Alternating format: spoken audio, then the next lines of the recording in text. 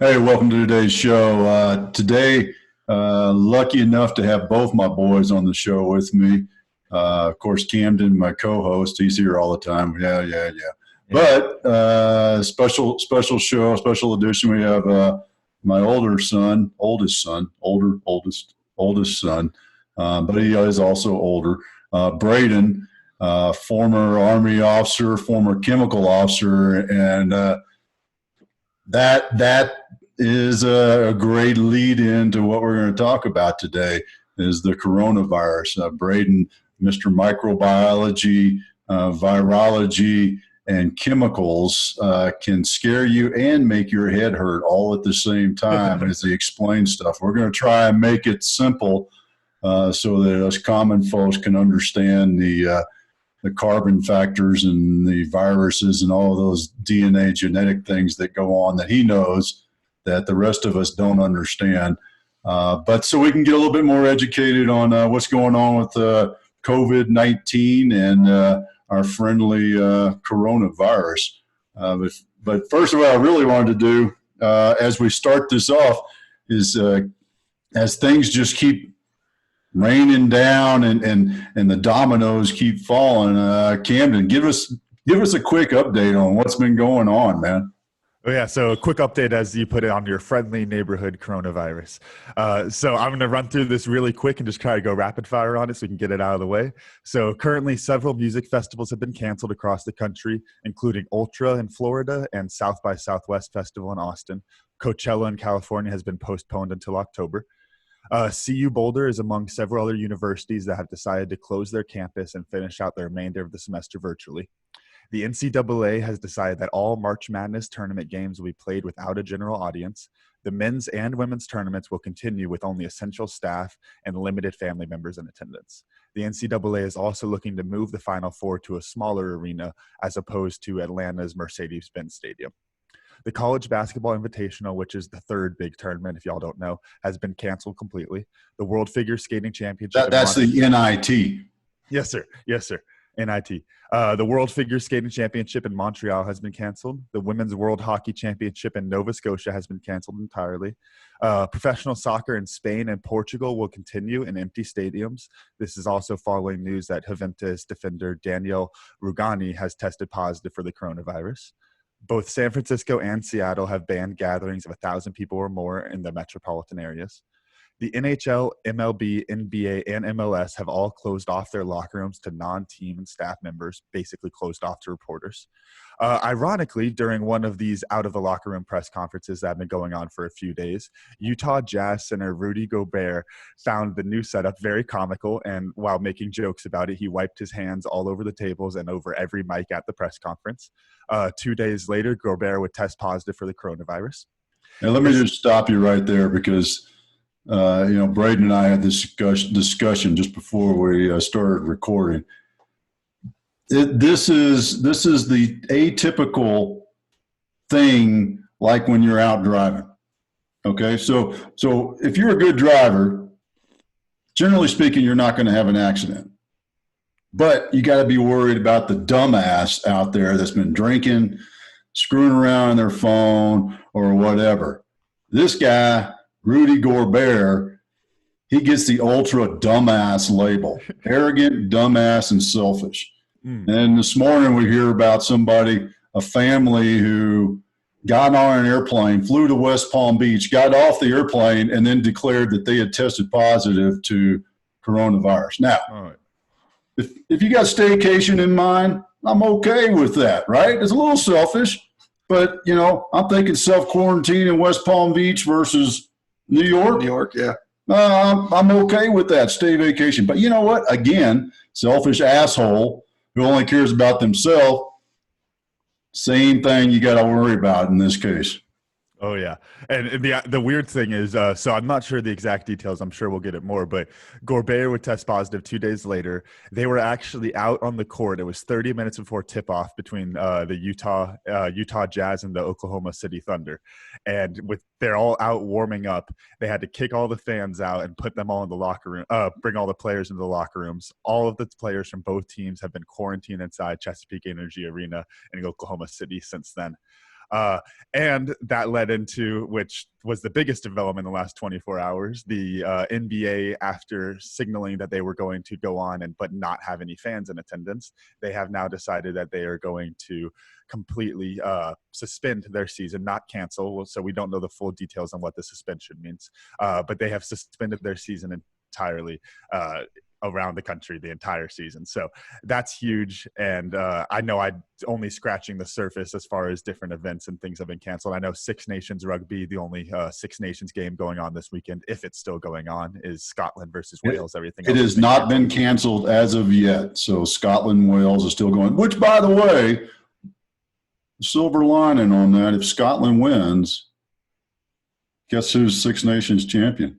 Huh? Right in there, right? You that's know? what shoot, that's the joke. Hadn't canceled. Oh yeah, that's the joke we were making a couple weeks ago, right? That, if France has to keep canceling their games and Italy has to cancel all their games, ooh, that's a lot of forfeiture points for Scotland. We might be able to take this thing. Well, but I think that gives us pretty much caught up as far as the impact that it's having so far. I know it's constantly changing. My fiance just poked her head in the room a little while ago and said that there's a staff member for the Washington Wizards and the Washington Capitals that is infected. So to do a little bit of speculation, I just am assuming the NHL especially, but also the MLB and MLS are probably not far behind the NBA in their decision. And I think it's likely that we're going to see more cancellations and suspensions coming up here in the near future. Well, if they terminate the NHL season at some point in the next 2 weeks, it could save the Red Wings from having the worst season in NHL history. Another silver lining. There we go. Yeah. Always looking for the bright spot in things. Hey, so what I'd like to do, thanks for that update, Camden. I'm sure as we're talking right now, there's a news feed. It's almost like school cancellations, right? The snow day. That's what I feel like. I should be watching the constant news feed. I just glanced down at my phone. Utah Jazz guard Donovan Mitchell also tested positive just now. Yeah. Teammates have said that Rudy Gobert has been careless in the locker room. So there's your asshole of the week. Yep. He is going to win that. That might be a new tradition for us. We just may call it the Gobert Award. Oh yeah. But no, what I want to do is I want to shift gears a little bit, and I want Braden to kind of give us some background on the virus, and so that folks can start to understand, because one of the things, and this will, Camden will really like this, as he's blowing his nose, thank God he's in Tucson, not here. But is Sun Tzu in the Art of War, and you have to know your enemy better than yourself, and then you can succeed. So understanding the virus itself, let's start there, Braden. So part of what's made the coronavirus such a unique epidemic, when you watch the news, you frequently hear them say the term novel coronavirus. Coronaviruses have been around for a long period of time, but they've had a relatively low infection rate amongst humans. And there's not a whole lot of literature published on them because they weren't a high concern. So this new coronavirus that causes the disease of COVID-19 is the first really highly transmissible, highly infective, much higher lethality than the other diseases, than the other forms. And that's why we're all of a sudden in reactive mode, because this isn't a new variant of the flu and we just have to tweak how we treat it. This is a legitimately novel infection that we are, as an entire world, unprepared for and don't have the treatments in place. Mm-hmm. And as of now, we do not have a vaccine. We do not have a effective treatment. All we have is a test and ways to treat symptoms to hopefully help you survive and recover. How far do we have any data on how far the white trash remedy of Dayquil, Sprite, and Campbell's chicken noodle soup gets you on this one? Well, basically as far as most things, because if you get the coronavirus and you start showing symptoms, then the best thing for you to do is to stay home so you avoid spreading it, and to do things like that to help treat your symptoms. It very much is there's no pill. You can't take an antibiotic. Please don't take antibiotics for this. It's not even a bacteria. It will not work. If you get the disease, the best thing you can do is isolate yourself, make yourself comfortable and safe to help you recover faster. So very much so, that is a viable option. So what are you doing? You're allowing your body's natural immune systems to attack the virus, right? Mm-hmm. Right. So our body has so many tiers of immune system that do great things. Unfortunately, we don't have a whole lot of studies. A huge part of immunizations and vaccine technology is to train your memory T cells to recognize a specific antigen in your body. And so then when it comes in contact with that again, they produce the relevant antibodies and your body can quickly overcome the infection and you move on. And that's what happens when you get a vaccine. With this, we're seeing studies that show some people have been infected twice, especially if you're immunocompromised. Just because you've survived the virus does not mean that you are immune to it. Like you would like chickenpox, right? Right. It's not like chickenpox. You get it, you recover, you move on with your life. Instead, especially if you're immunocompromised and you get it, you are still very much at risk to get it again. And even if you're not immunocompromised, studies show that within 1 or 2 years, almost every test subject has lost that memory resistance. So if you remember, you get booster shots of your vaccines, you re-up every few years. A vaccine for this disease could theoretically require an annual booster. So explain what immunocompromised, because that's something that they throw around. I mean, we hear 60, if you're 65 and older, you should be concerned. And one of the things I haven't heard anything about, and I'm drawing the line back down to the kids, is youngsters. You know, I haven't heard of any youngsters getting the disease. But usually when they talk about like the flu virus and the vaccine, they always say the older folks must, and then the kids must. So how does this? Is there anything going on with kids and their immune systems? So I think I have a few statistics and I'll let you get the science side of it more so, Braden. So data from early data coming in from China showed that 2.1% of the documented cases were children. The thought is that is basically very heavily skewed because children aren't showing symptoms. And so not many children are being tested. They're still likely to be carrying the disease, but they're not being affected by it. So that's the little bastards are trying to put all us adults down. Well, that's why they have to close schools. Is because kids will pick it up and they'll show symptoms, but no one rushes to the hospital because their 6-year-old is coughing. Right. And you shouldn't rush to the hospital just because your 6-year-old is coughing, but they can carry those diseases and they don't know what they're looking for. They don't even know their bodies well enough to know, like, hey, I'm starting to feel fatigued in the morning. Hey, I'm starting to show these symptoms. Instead, they're just like, they're coughing and they're not even covering their mouth or caring whose face they're coughing in, and help spread it. And to draw back, you don't really hear a lot of people talk about like what immunocompromised means. And I always assume that's because if you are immunocompromised, it's one of those things where if you don't know what I'm talking about, it doesn't pertain to you. But immunocompromised people have some form of disease like AIDS or lupus, where their white blood cells aren't able to function properly for whatever way. And that really limits their body's ability to react to an infection once it's inside of them. So, Braden, how can you tie that in? So one of the things I was looking at, and I'll use another stat to kind of get into this one. So when you looked at the rates in China, men over the age of 70 years had the highest fatality rate, which was 8 to 10% is the estimates right now. And the thought behind this is that basically 65% of Chinese men in this demographic smoke. And so that it's a compounding risk factor type thing, to where basically you can have this long list, and I'm sure you have a much longer list than I'm about to give, as far as risk factors and things that can compromise your health slightly. And then if you check more than one of these boxes, then you're going to be highly at risk. The ones that I found in my research are basically age is the big one, which is why there is a misperception around it being an old person's disease. Then you add into that smoking as one, because that can take such a toll on your body. Any sort of autoimmune disease or disorder, like you were saying. Is it disease or disorder there, Braden? Honestly, it depends. Okay, perfect. Good thing I said both. Like AIDS is a disease. It is something attacking your body.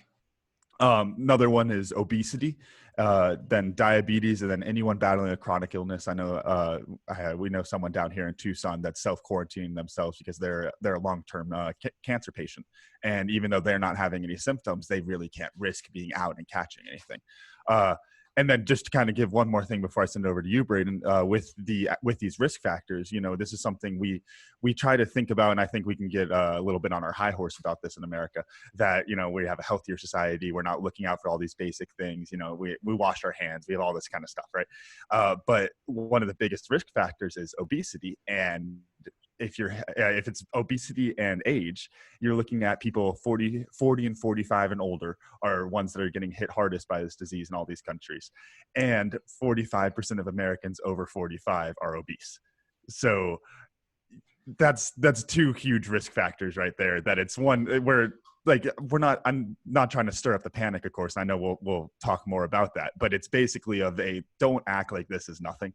This is obviously something that we are at risk for, and to act like we're not is just idiotic at this point. Yeah. Well, so it's an upper respiratory infection. It targets your lungs. And as a result, things that make your lungs stronger, like a stronger, healthier heart, being in shape, having good blood flow, those help you to resist the disease. And if you're overweight, that's how your body's encumbering your ability to fight this disease. And America is very overweight, and that is a huge factor that I think we'll see going forward as to what communities get hit, and as it hits those larger there's communities that are significantly heavier than other communities. Mm-hmm. And I think like Houston, Texas. I was going to say, you can say Houston. Patrick and Sierra ain't here. Yeah, Houston is a very dense city with a very high average BMI. Mm-hmm. And I think body mass index. I think we can expect to see very rapid growth in an environment like that if it's not cut off like we're now starting to do with social distancing, which is now I'm sure the social media trending term of the week. Well, it's, man, I can't remember. I'm going to jump back to something because I forgot where I was going to go with that, but I'm going to jump back to something I thought of earlier. And I meant to say this as we led in. So I've got on the show, we have the scientists and we have the economist and we have the planner. So, I mean, that's, I think we're going to triangulate this thing and kind of come to some recommended of how we move forward on this. To use an old term we used to use, we're not going to have a hair lighting ceremony. This is not time, and Braden, sorry, you won't get to participate even if we did. But what we used to joke about was spraying lighter fluid on your hair and lighting it on fire and running around like crazy. Right? This ain't that time, okay? There can be that time, but this ain't that time. We're not going to do a hair lighting ceremony. I'll do a reference then for the people more in me and Braden's demographic, because we were joking this yesterday. One of my favorite shows, Futurama, they have this big crisis going on, and they ask the professor, how much should we be panicking? And he says, somewhere between not at all and entirely. And so most of them just stand there still, and the others start running around, oh my gosh. Yeah. Well, I mean, that's, I mean, truthfully, we used to joke about that in special forces. I mean, that was where we came up with the term as doing a hair lighting ceremony because we're going to freak out, but this isn't that time, right? It's the time to be practical and be proactive. One of the things I talk about all the time in coaching for business and your life, we're just going to do that in attacking a disease. And one of the things that I always, and you always help correct your mom and I about this, is what's the difference between a bacterial infection and a viral infection? So the difference is all about spread, how easily it can infect you, and how you treat it. Bacteria don't target your cells the same way. In fact, many bacterial infections aren't necessarily malicious. They just produce a chemical that screws up your body, and your body has to fight it. Some bacteria infections, your body's reaction to it is much worse than than the actual disease, and same with some viruses. But viruses target reproductively in cells, and that is treatment-wise, it affects it somewhat, and that's it affects prevention a lot.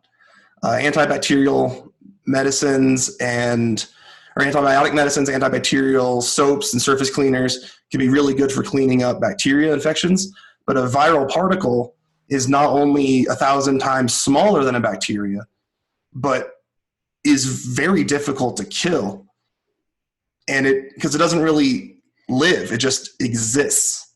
So the coronavirus attaches itself to a cell, injects a single strand of RNA and a protein to copy it backwards. It forms a cluster of DNA inside the cell, and it just forces it to the cell's only job becomes producing this virus. And then the viruses come out, bind to the membrane, and are released out until eventually the cell dies. And when the cell dies, it's hard to picture when they're so small, but they're almost like high pressure balloons. Mm-hmm. So, when you let go of the top cord on a balloon, it sprays around and spit goes all over the room. Mm. So when you've got a cell in your body that's filling with a virus until eventually it dies, it punctures a hole in the membrane, and then that cell shoots off. And as it does, it sprays more viruses, and then those viruses come into contact with other cells, inject their RNA, and begin the cycle in it. I just have to say that image in my head is quite unsettling. You did a great job with the imagery on that one, Braden. You got the balloons blowing up and you're spinning around all over your body. Is that what you're worried about? Just very, very small balloons. There we go. So is the prevention course or protocol, there's my doctor talk, the prevention protocol any different between a bacterial infection or scare and this virus? So yes and no, especially with how this is an airborne virus. It really lends us to that social distancing. Coughing in a crowded NBA arena can drastically increase. The average spread from this is each person that gets the disease will infect about 2.5 people. And that leads to this logarithmic growth we've been having. But if you stay home, you don't. And if you go to every concert and parade your town is having and rub your hands over all the microphones at a press conference, you can increase your number above 2.5. He's going for the world record. That's our buddy Corbett. And so from that standpoint, it's very much the same of social distancing, wash your hands. Hand soap works great. This is an enveloped virus, which means that it's fatty on the outside. So if you wash your hands with soap, it will coat it, and water will just carry it right off your hands. It's a very effective way to do this. You don't need antibacterial soap. You don't need hand sanitizer, just soap. Yeah, I was going to say, well, isn't that one of the big, and this might be completely off, stop me if it is. Isn't that one of the big things with like dish soap and soaps in general is that they're meant to break down fats and greases? So wouldn't that then be breaking down the outside barrier of the virus and hurting it? No, so they don't break down fats and greases. Okay. We're going to get into some serious chemistry to explain it more, but damn it. Soap likes to form bubbles. Very small bubbles. Thank you. Soap forms bubbles of soap in a solution because it's hydrophobic. And when you have something like oil and grease that's also hydrophobic, the soap encapsulates it. So then the soap is no longer bound to whatever you're cleaning and rinses off with water. Okay, that actually makes a lot of sense. Yeah. So it's more like it picks it up and moves it than it is that it destroys it. It's not bleach. Okay. Cool. So then, I guess in theory, then the virus is still alive in the soap. Yes. As it goes down the drain. Until it degrades. If you drink soapy water from somebody who has the virus and just wash their hands, it may not be a good idea. There goes my whole Thursday night. However, with our sewage systems and the advances we've had in the world of epidemiology and sewers are really the biggest one of that we've learned in the last 200 years. That's not really so much of an issue anymore because we're no longer disposing of our wastewater 30 feet upstream from where we collect our drinking water. Mhm. Except for septic systems. So what happens in a septic system? So if I'm remembering correctly, a septic system is a closed environment where you flush everything down and there's a good bacteria in there that just eats it. And that's why you have to use certain products, because some products can't be eaten by these bacteria.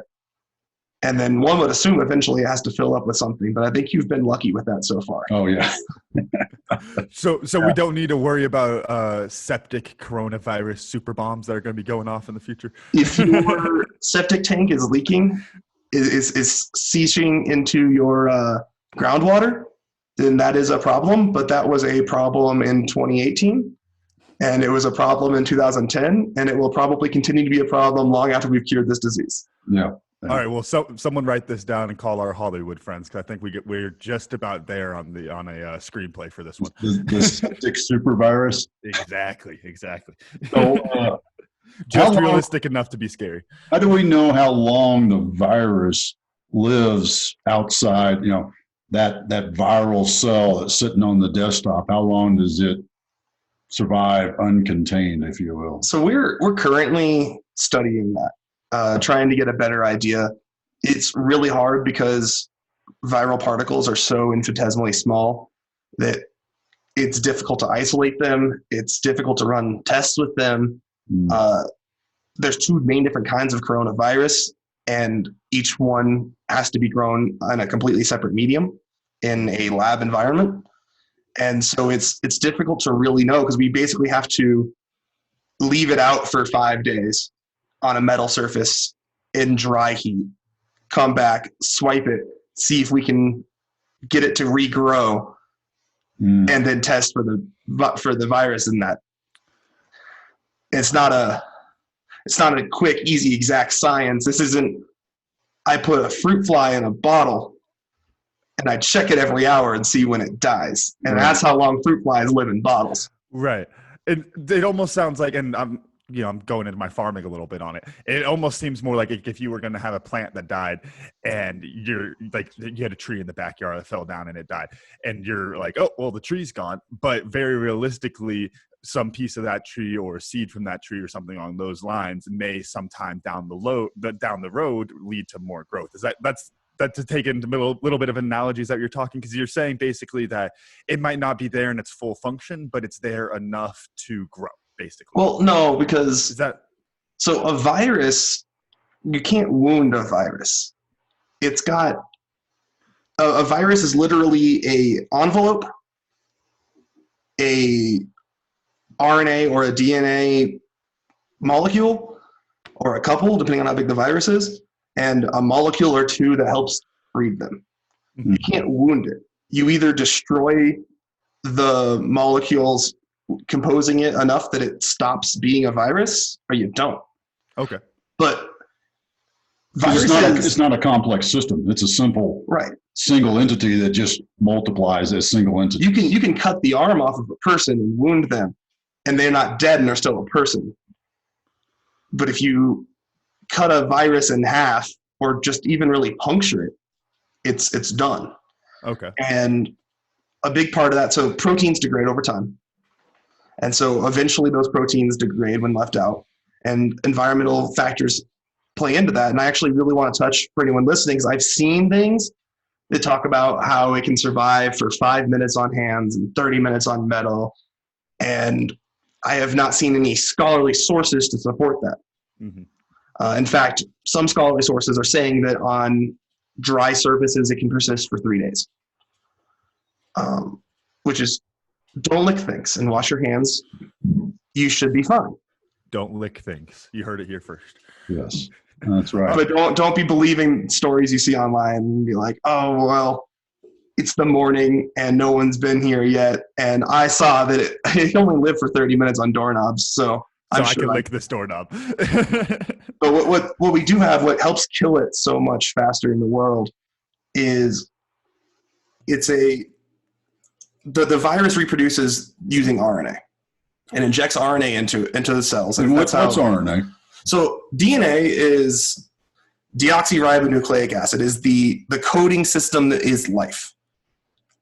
Your DNA as a whole makes up all of the proteins that compose all of the parts of your body, tell your cells how to grow which ways, and how to react to make you move your arms and talk. They do that by producing RNA, which is a single-strand molecule. And each strand of RNA, each region on it rather, codes for a specific protein. So viruses like the coronavirus and many others insert a strand of RNA that then is copied backwards into DNA, which is then copied forwards into new RNA, which is then copied into more RNA and more proteins.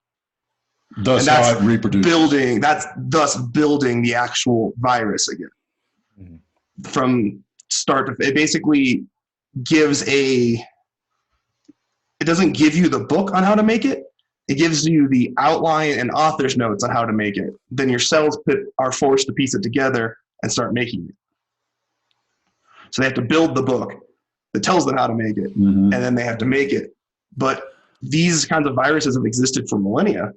And as a result, every eukaryotic organism like animals and most bacteria are just covered in a protein called anti-RNase, which serves two purposes. It breaks down RNA we're not using anymore so that we don't just grow hair nonstop super fast out of control and produce too much of any molecule, or serve the second purpose of helping us kill what's injected from viruses. Because many viruses insert their RNA. This is one of the many, many defense mechanisms in our body that helps kill it. And since this molecule is literally everywhere, as soon as the envelope of the virus, wherever it's sitting, it loses its integrity. The RNA, which is already fairly unstable, will meet this enzyme and it will break apart. So it's just a question of the environment it's in and how long until the proteins composing its casing fall apart. Okay, so one piece, I think this kind of leads into that, and this is something that as I was researching this is a question I got from a few people, and I honestly hadn't read anything on it. So what does that mean as far as mutation risk? Because I feel like that's one of those things that comes off as one. It is, as far as like we're talking our screenplay. That's the big scary thing for sure. But I think it's the big scary thing because if it were to happen, it's true, right? That if something like that were to happen, that can really complicate the situation and possibly worsen things a lot. What's our risk there, and what kind of fallout would we be looking at if something like that were to happen? Well, it really depends, and I want to take a moment to say that I'm really glad that last night we got a very sober address from the president, acknowledging the threat that is out there. Mm-hmm. When his first initial press conference didn't convey this as a major issue, and it has grown since then. And I understand how to the average person, you see 14 people in this country are sick and they're all old and they all went to China. How is this my problem? But that's why we have the scientists whose job is to be like, there are red flags galore on this. And the sooner we start funding these programs and doing these things like stopping NBA games, right, the sooner we slow or stop the spread. And now that we finally have a more unified approach, I think there was a period of time where there was some conflicting information between White House leadership and science leadership. Mm-hmm. And now that there's a more unified front, hopefully the citizens who are really responsible for doing this will see this as a unified front and will take this seriously, but won't overreact and keep buying all of the toilet paper in this country. That doesn't help. You just need to wash your hands, be aware of what's happening. And if you have tickets to things like South by Southwest or the Houston Rodeo Show, I know it sucks. And I know that hopefully when this finishes, we can come out of it and we're all saying that that was stupid. We wasted all that time and energy. I can't believe they canceled the NBA season. Like less than 100 people died in America. But I want to target that those people, only less than 100 people died in this hypothetical scenario because we reacted. Right. And we could have reacted better, faster, but we are reacting now. And because, like I talked about, disease spreads on a logarithmic rate. So the sooner you react, the better. And so it's better to react today than to react on Monday, especially because you look at Italy and the insane amount of stuff that's going on there, and how many people are infected and hospitals are literally full. They're 2 weeks ahead of us in viral infection pattern. Mm-hmm. So us implementing this now versus 2 weeks from now could literally mean hundreds of thousands of lives. Right. I think you hit on something we talked about this morning, and it was something that I learned way back when I was doing naval postgrad and doing Homeland Security, and we were walking through some scenarios and things like that. And you touched on it this morning, which I thought was, it just kind of clicked in my head.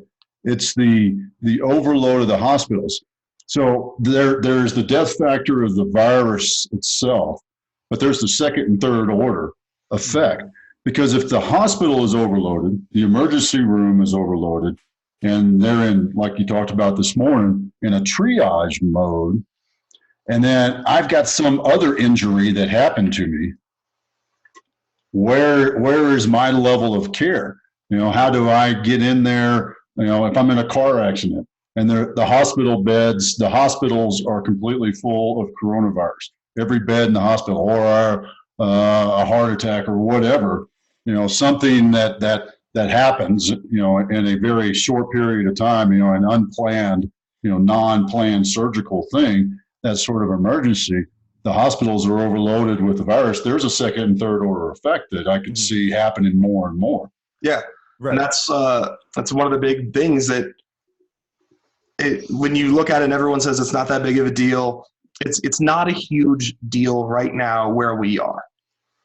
But as more information comes out, we're going to learn more about how many people have this disease. We barely test. When the disease first came to America, there were only 6 places in this country you could get tested.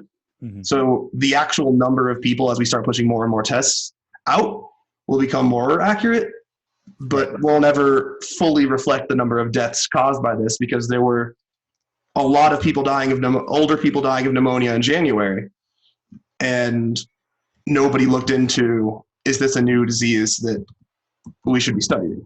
Right. So I'd like to kind of bring it in a little bit of the economic side of these things. So I think it provides a little bit of a reference as we're talking about weighing the pros and cons and this type of stuff.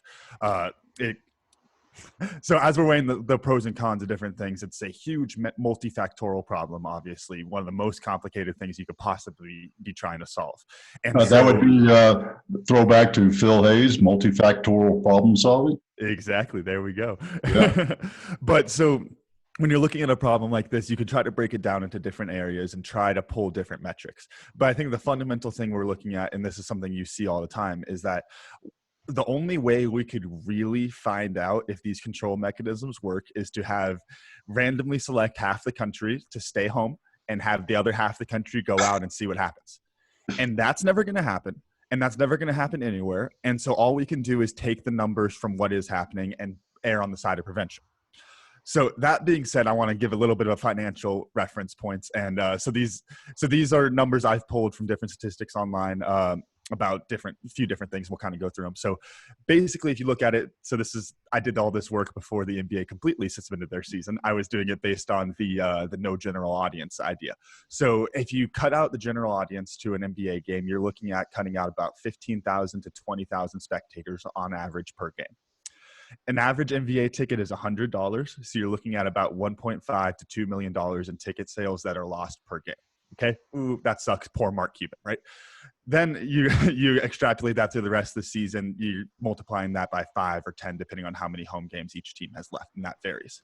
So we're looking at basically $2 million lost per game for the home team. If you compare that, and now we want to try to compare that to the cost of the disease itself, right? So The metric I'm going to be using for this is based on average cost of medical care for a flu patient. Obviously, these are different diseases. I just felt that based on some symptom similarities and things like that, it was an easy enough metric to pull off of for this, right?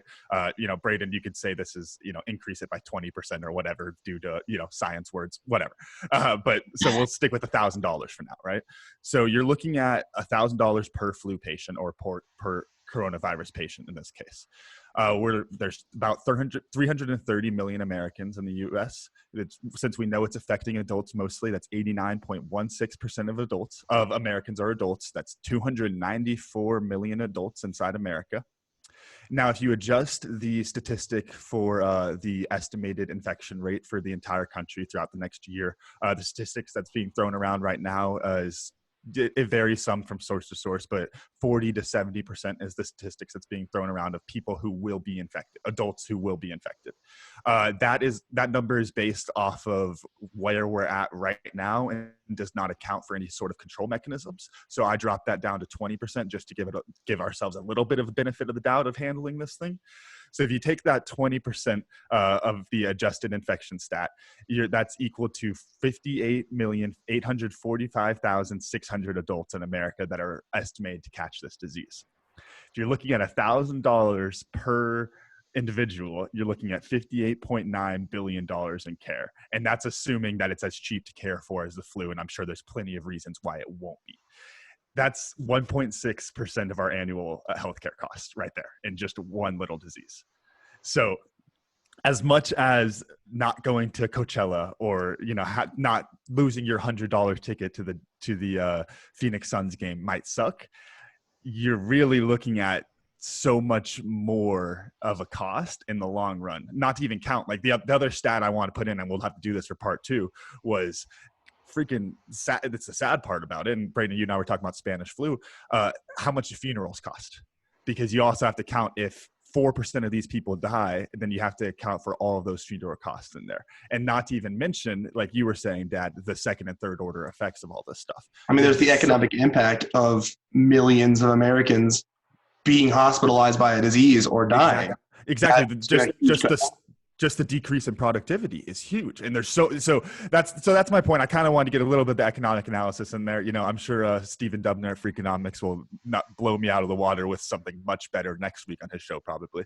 But just to take a very small sliver of the economic analysis on this, you're looking at the cost that we're losing by not doing these events versus the cost that we're hopefully preventing by not having these events. And I mean, just to take the basic number, $100 ticket to $1,000 care, that's easy enough for me right there.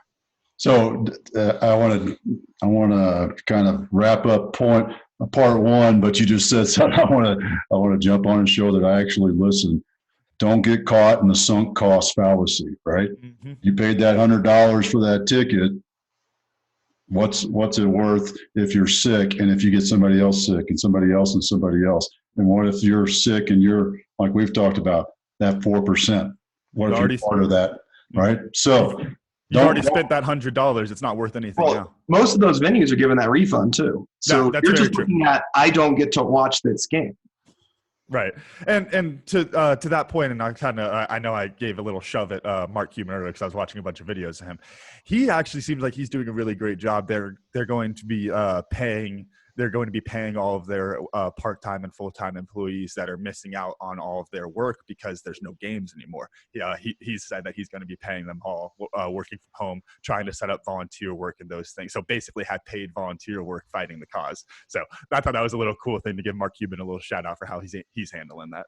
Good on him to do that. And that's the economic factor that we got to talk about, because he's a multi-billionaire with a ton of corporations and has a lot of maybe he has a lot of capital, right? Right.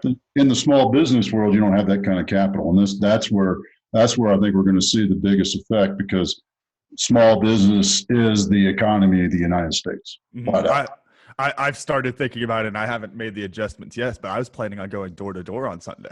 I mean, I'm probably still going to do it because Tucson hasn't been affected very poorly yet, but it's like, that is definitely in the back of my mind of should I go out and do that? Is it worth the few customers I might get to go out and either get the disease myself or spread it to all those people. Like, what if the first house I goes to has it?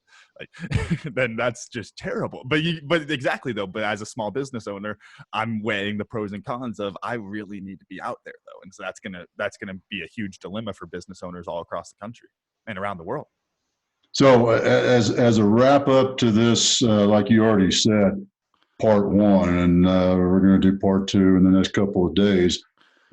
As a wrap up to this, I want to do a couple of things. One is, what's the positive? What's the positive impact? I don't want to end on a downer. The positive impact is that you can do something as a person. Yep. You can take charge of it. You can make these decisions to do the right thing, to take care of yourself. Making sure you wash your hands frequently. Get out of that habit like I just did, scratching your nose. Just the simple things that you can do as an individual can make a huge difference in this. I don't know if you got a positive impact that you could throw at it, Braden. Be informed, know what's going on, know how much your community is at risk by how many people we have. And the real positive is, as we draw comparisons between this and other pandemics, the Spanish flu had similar origins, where it started in a country that was suppressing news about it because they didn't want it to affect their current political climate. And we wanted to win World War I, so we denied that the Spanish flu was starting in Kansas, just as in China, the Chinese government was suppressing this existence. Mm-hmm. But we as a world now have much more quickly acknowledged the threat and are, as a world, attacking it with more industry, more money, and more technology. And so while there are there are a lot of people who have died, and it's a tragedy, and there's a lot of people who have been infected and their lives have been affected by it, we are on the upslope, and there are countless people working so hard to fix this and to prevent it. And they're doing it on the backs of giants who came before, who've solved these problems, making this a manageable task. So be safe, wash your hands, clean surfaces. Don't try to fight somebody at Walmart because there's no Santa wipes. If that's that important to you, bring some. But antibacterial wipes don't kill viruses. Yeah, I mean, what's your point, Camden? What's your positive? My big positive is, because trying to be the cold-hearted economist here and put it into numbers. Even if you put it into numbers, it makes sense to do all this stuff, and I think that's easy enough right there. That the prevention, the potential financial fallout that we're going to get from this type of pandemic, whether what it is now or what it will be or whatever that potential fallout is, based on the easy numbers I did, 10 times worse than the cost that we're putting into it by not seeing our favorite games. So wrapping up part one, but I want to put a plug in for part two. In part two, we're going to look at the planning aspect of it, the risk, from the science side, from the economic side, and from the risk management side of what's acceptable and how we can make that choice and how we can make those decisions. So what'd you learn? I'm going to go first because I'm the dad and I said so. Novel. I thought that was some science word. It means new, and it means he didn't know anything about it. Novel. If you had seen that in any other setting, and this is one of those funny things to use, one of my behavioral things is and with framing, if you had seen novel in any other setting, you probably would have gotten it right. But because it was in front of coronavirus, you went, "Oh, that's science. I'm out." It's big science. I know that. Braden, what'd you learn? I learned more about the economic impacts, and I'm sure in part two we'll get into more of the addressing the stock market changes and how much of that is insanity and how much of that is relevant because of the actual economic impact that this virus is having on businesses. Oh yeah, I'm gonna have to do my homework because microeconomics is easy. Macroeconomics gets scary, man. I want you to tell us where we should be investing. Oh yeah, no, I'll get that. Purell probably, right? So what I learned today is that I think this is probably something very simple in other fields, but Braden, you were saying that viruses can't be wounded, that they can pretty much it's a dead or alive type thing. And I don't know how useful that is for me in my life, but that's something I had no idea about until today. So that was my fun fact for the day. Awesome. Hey, thanks. Hope this was a bit educational and informative on how to handle the disease. And stay tuned and watch out for part 2 coming out in just a few days also. Don't lick doorknobs.